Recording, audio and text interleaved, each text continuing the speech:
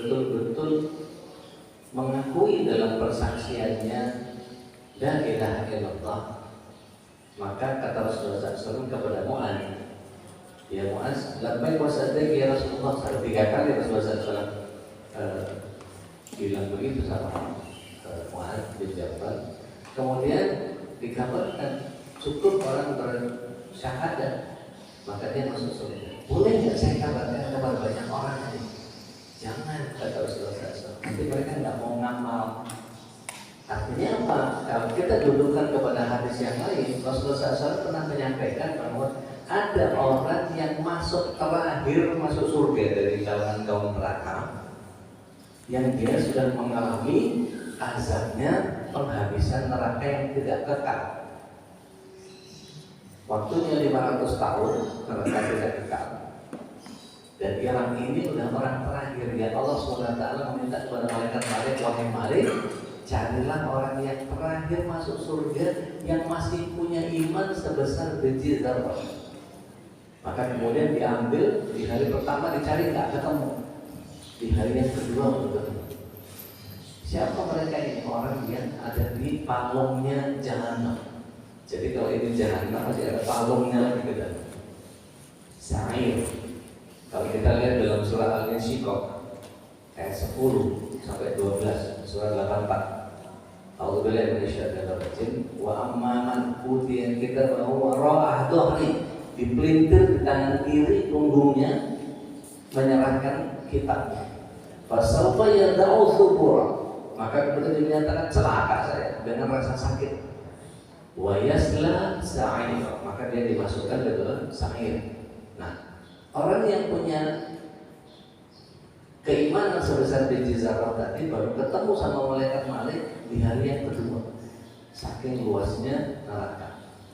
Ketemu orang ini dalam bentuk debu arang. Oh, Masya Allah, debu arang itu azab seberapa lama? Jadi neraka yang tidak kekal itu 500 tahun itu setahunnya 360 hari, seharinya 1000 tahun. Berhitungan akhirat. Pokoknya mau dibeli dalil ya. Karena ketika orang neraka itu kata Rasulullah SAW dalam hadis riwayat Muslim, nanti diperbesar tubuhnya, kulitnya dipertebal menjadi 42 hasta, gigi gerahamnya diperbesar seperti Uhud, dan duduknya bainal Makkah ilal Madinah, dengkul kiri sama dengkul kanan lagi silahnya jadi bainal Makkah ilal Madinah. Makkah Madinah itu Pak, jaraknya 474 kilo point to point.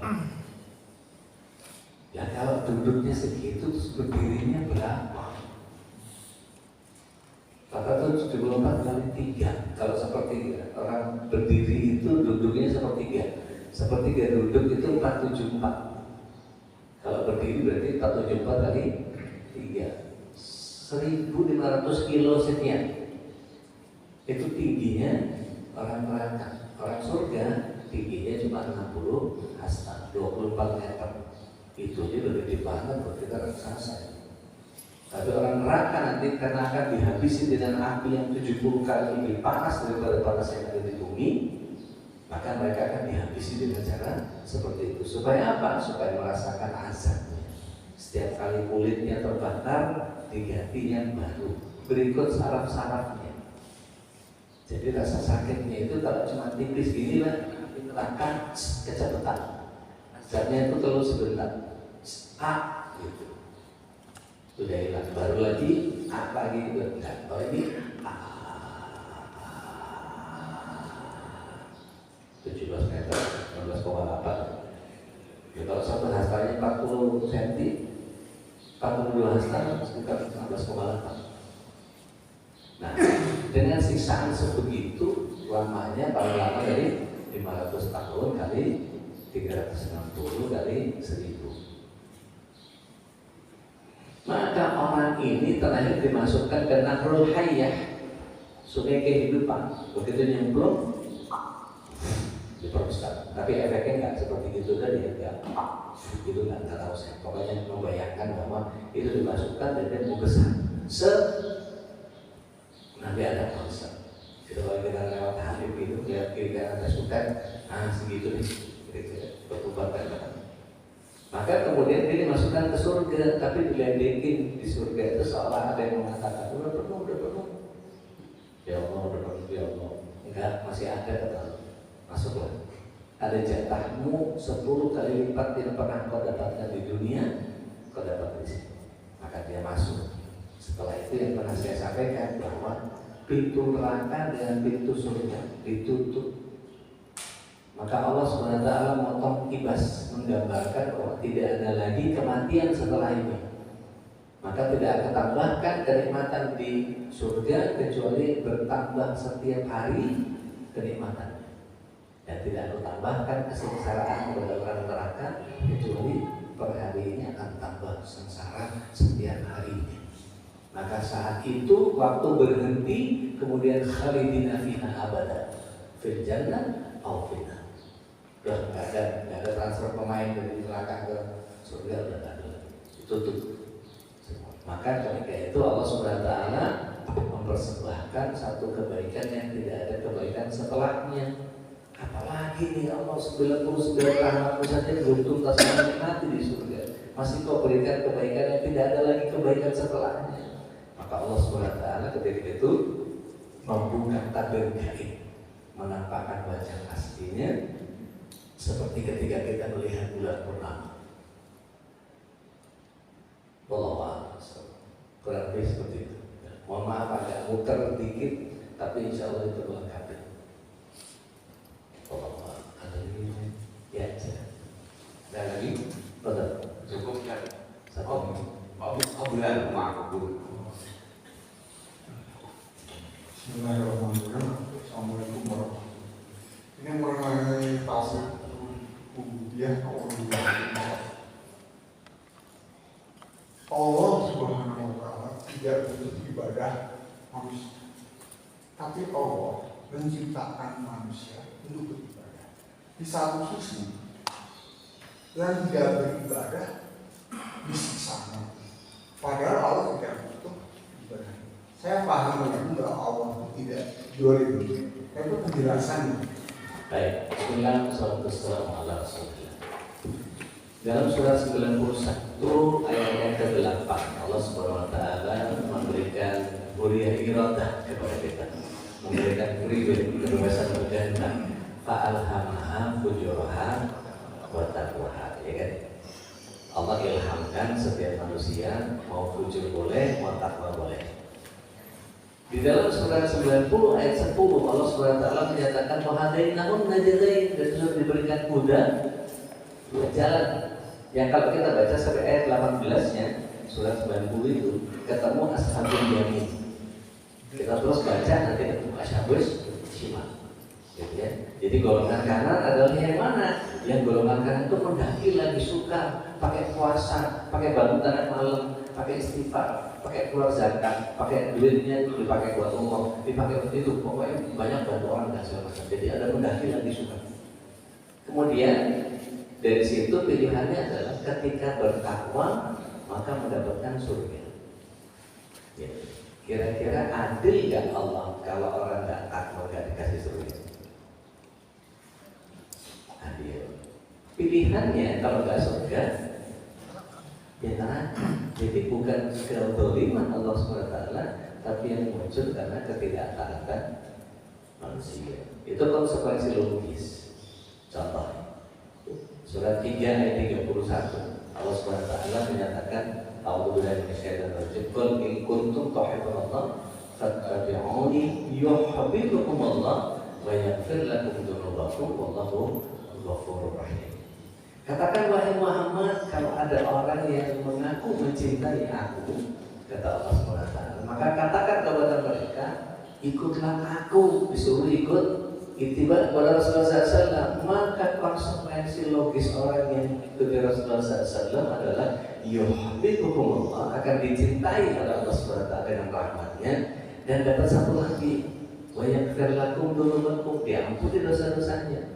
Pertanyaan saya, apakah adil Allah SWT?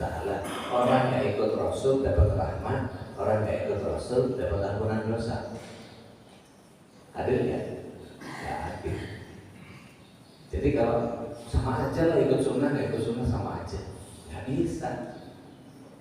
Jadi orang yang ikut sunnah dapat cintanya Allah dan ampunan dosa. Mafhum mukhalafah dari ayat ini makna kebalikannya. Yang ikut Rasul dapat rahmat, yang nggak ikut Rasul dapat laknat. Itu nggak sih? Jadi maha adil juga. Betul. Karena maha adil. Masya Allah. Dan yang dapat ampunan dari Allah SWT hanya karena mengikuti Rasulullah SAW. Yang enggak diampuni dosanya. Jadi memahami sunnah itu adalah orang yang mengikuti Rasulullah SAW akan mendapatkan rahmatnya Allah. Yang enggak mau ikut enggak akan dapat ampunan dosa, akan pahit. Karena maha adilnya Allah SWT. Jadi bukan karena kezaliman. Allah itu maha adil. Tapi begini maksudnya, di tauhid asma wa sifat Allah SWT sering kita baca innallaha syadidul iqab. Allah itu maha pedih siksanya. Wallahu syadidul adzab. Bahwa Allah itu maha pedih siksanya. Jadi itu mewakili bahwa itu tidak akan masuk ke asma husna bahasanya, tapi Allah sifatnya begitu, punya nama dan punya sifat yang seperti itu. Tapi ketika di dalam hadis yang tadi yang saya bilang di awal tadi, awal ma yuhasabu fi abadihi yaumal qiyamah as-salat fa idza salahat samiru fa idza fasadat sa'iru amali. Kalau bagus semua, kalau hancur semua. Apakah Allah SWT langsung mengatakan kepada seluruh malaikat azab, kemudian mengatakan azab dia sesuai dengan amalnya? Bukan. Rahmatnya Allah lebih besar, lebih dahulu ketimbang azabnya. Apa kata Allah SWT? Rasulullah SAW mengatakan, cari mungkin ada amalan-amalan sunnah dari sholat-sholat yang dia kerjakan. Maka yang dicari apa? Sholat-sholat sunnahnya dulu. Maka ulama mengatakan sholat sunnah itu penambah sholat dari sholat wajib yang kita lakukan. Sehingga apa? Sholat-sholat wajib yang mungkin unrespect gitu, yang mungkin agak nggak masuk kualifikasi, maka akan dicari koretan-koretan dari ini mana nih sholat sunnahnya ada nggak? Malaikat sunnahnya cari-cari mana ada nggak? Oh ada nih, nggak mau kumpulin. Tadinya yang kalau misalnya ini katakanlah QC-nya sholat gitu, begitu dilihat kok masih belum penuh gitu, begitu dicari yang sholat sunnah tambahin. Begitu udah mulai penuh gitu, naik sampai kemudian ternyata sholat sunnahnya makin banyak. Oh sudah lolos QC, sholatnya diterima, dianggap bagus karena dibantu sama sholat sunnahnya. Masya Allah. Begitu juga dengan zakatnya, dicari sedekah sunnahnya. Begitu juga dengan hajinya, dicari haji sunnahnya. Makanya ada hadis yang menyatakan tiap 5 tahun niatkan untuk berangkat haji. Umrohnya yang pertama sama umroh sunnahnya dan seterusnya. Allah ini dari baik, kita tutup dengan kamar majelis.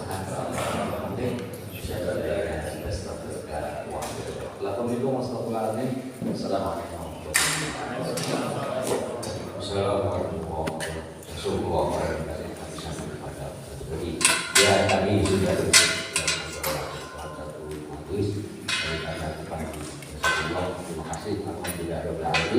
Assalamualaikum warahmatullahi wabarakatuh.